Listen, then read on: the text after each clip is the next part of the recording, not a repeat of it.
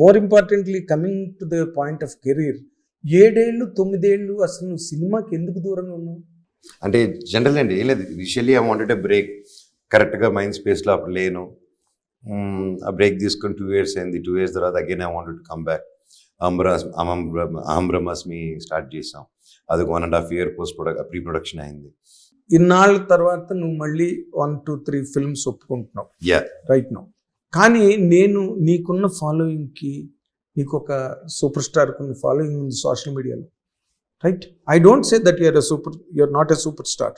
You have that tangents, అంత ఉంది నీకు, లేకపోతే నేను అనవలసిన అవసరం నాకు లేదు, ఉన్నది. బట్ నీకు ఒక ఇండివిజువల్ హీరోగా నువ్వు సినిమా చేస్తానంటే ఈ రోజున చేయడానికి ఎంతమందో నిర్మాతలు రెడీగా ఉన్నారు ఇండస్ట్రీలో. ఆల్రెడీ ఐఎమ్ డూయింగ్ అండి. ఇప్పుడు ఆల్రెడీ నెక్స్ట్ శేఖర్ రెడ్డి గారు 90mm డైరెక్టర్ గారితో అండ్ నవీన్ గారితో ఎప్పుడో అయిపోయి వర్క్ కూడా స్టార్ట్ అవుతుంది. వెయిటింగ్ ఫర్ బైరో అండ్ మీరైట్ టు కంప్లీట్. నేను అడిగేది అలాగే, ఈ సినిమా నువ్వు ఒప్పుకోవడానికి ప్రధానమైన కారణం ఏంటి? Being your self an individual entity of certain magnitude.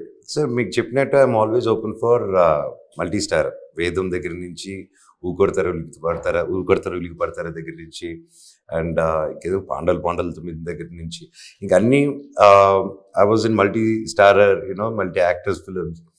And ఈ సబ్జెక్ట్ నాకు డైరెక్టర్ గారు చెప్పిన వెంటనే నాకు గజపతి వర్మ క్యారెక్టర్ చేయాల్సిందే. ఎక్కడో నీకు దగ్గరగా అనిపించిందా?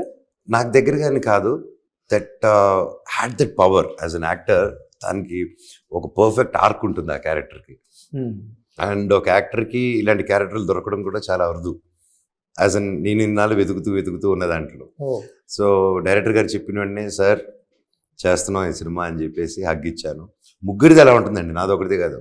నారా రోహిత్ గారిది అయితే he leave a very big impact theatre బయటకు వచ్చేటప్పుడు.